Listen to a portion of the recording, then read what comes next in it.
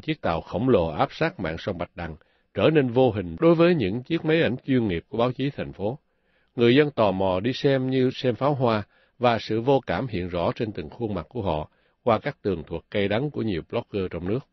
Loan tin này là BBC và Tân Hoa Xã.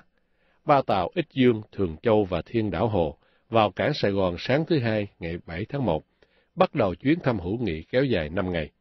Theo Tân Hoa Xã, ba tàu nói trên là 2 tuần dương hạm có trang bị hỏa tiễn và một tàu tiếp liệu, đều thuộc đội tàu hộ tống số 12 của Hải quân Nhân dân Trung Quốc. Trên ba tàu có thủy thủ đoàn gần 800 người do chỉ huy trưởng là chuẩn đô đốc Chu Hỏa Minh lãnh đạo. Tân Hoa Xã cũng cho biết, đại diện quân đội Việt Nam và chính quyền thành phố Hồ Chí Minh đã tiếp đón đoàn một cách nồng ấm. Nhận xét việc này, ông Lê Hiếu Đằng, nguyên Phó Chủ tịch Mặt trận Tổ quốc thành phố Hồ Chí Minh cho biết. Dù cho chính quyền muốn không có những cái thông tin để nói lên một số vụ việc ở Biển Đông, cũng như vấn đề là 3 cái con tàu của Trung Quốc đến Sài Gòn á, trong cái thời đại bùng nổ thông tin hiện nay thì trên các trang mạng người ta đều nói, và như vậy thì không thể ngăn cản được. Nó chỉ đem lại hệ quả rất nguy hiểm là ở chỗ là khi người ta biết thì người ta sẽ thấy rằng chính quyền là che giấu những cái việc mà lại ra người dân phải biết. Thì như vậy nó sẽ làm cho cái lòng con phẫn cũng như là cái ý chí của nhân nó càng mạnh mẽ hơn.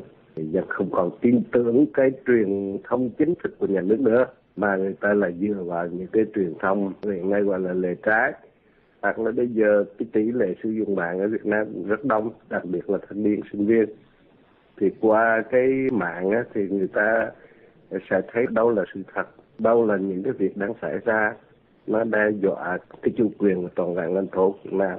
Trong khi chính quyền thành phố Hồ Chí Minh hồ hởi đón tiếp 3 con tàu này, thì ông Phan Huy Hoàng, Phó Giám đốc Sở Nông nghiệp Phát triển Nông thôn tỉnh Quảng Ngãi cho biết, 20 tàu Quảng Ngãi bị tàu Trung Quốc ngăn không cho vào trú, tránh bão ở đảo Bombay, thuộc quần đảo Hoàng Sa, vào ngày 8 tháng 1, tức sau khi thành phố Hồ Chí Minh đón tiếp 3 chiến hạm Trung Quốc một ngày với những cái ôm hôn hữu nghị.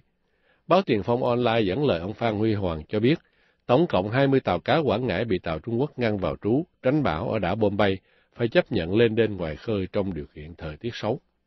Theo báo Pháp luật thành phố, tại Hội nghị quân chính năm 2013, Bộ Chỉ huy Bộ đội Biên phòng thành phố Đà Nẵng cho biết, trong năm 2012, lực lượng biên phòng đã phát hiện 293 lượt tàu cá xâm phạm vùng biển, cách Đà Nẵng khoảng 20 cho tới 45 hải lý. Các tàu này đi thành từng tốp 4 tới 10 chiếc. Họ sử dụng tàu có công suất lớn đi trước để hỗ trợ cho tốp đi sau. Tàu sắt lớn đi giữa làm nhiệm vụ bảo vệ. Các cụm tàu này ngang nhiên tranh lấn ngư trường, xua đuổi tàu cá Việt Nam. Người dân Quảng Ngãi có quyền đặt câu hỏi, thành phố Hồ Chí Minh có còn là của Việt Nam nữa hay không, khi tổ chức đón rước trọng thể một nước đang có thái độ thù hằn nhân dân của mình, đến độ phớt lờ lòng nhân đạo mà thế giới tuân theo, buộc phải cứu người lâm nạn trên biển cả, bất kể họ thuộc quốc tịch nào. Ông Hạ Đình Nguyên, một khuôn mặt tranh đấu nổi tiếng trước năm 1975 cho biết. Tôi nghĩ bây giờ chắc là bị khống chế quá rồi. Tôi nghĩ Việt Nam kiểu này là nó bám chặt ở Việt Nam, không có tục lên nữa. Cái kiểu này là nó thành ra cái mô hình mà muốn mình như Bắc Triều Tiên vậy, mà còn tệ hơn nữa mà Bắc Triều Tiên. Nó nguy hiểm ghê. Cái giai cấp nó lại nắm, cái giai cấp cũng không có học thì họ làm sao mà nó yêu nước được. Căn cơ ở chỗ đó. Không có cái yêu nước, không có lương tâm, không có xấu hổ gì, anh bám chắc rồi anh nói tới cái sở hữu là thế nên không còn lý luận gì nữa hết. Thế nào cái người lãnh đạo họ cũng đặt tổ quốc lên trên, anh không đặt tổ quốc lên trên, anh đặt cái chuyện cái quyền lợi giai cấp thì nó là làm sao được. Cũng như các lần trước, thái độ của chính quyền và đa số báo chí lẫn truyền thông Việt Nam là hoàn toàn im lặng, không bình luận một lời về thái độ vô nhân đạo này của Trung Quốc đối với Việt Nam. Bộ Ngoại giao Việt Nam một lần nữa cho thấy đã mất quyền phát ngôn khi cái quyền này đã được trao lại cho Thứ trưởng Quốc phòng Nguyễn Chí Vịnh. Ông Lê Hiếu Đằng, nguyên Phó Chủ tịch Mặt trận Tổ quốc Việt Nam, thành phố Hồ Chí Minh nhận xét. Ông Nguyễn Chí Vịnh với tư cách Thứ trưởng Bộ Quốc phòng thì không thể nào nhân danh nhà nước Việt Nam để nói những cái việc đó.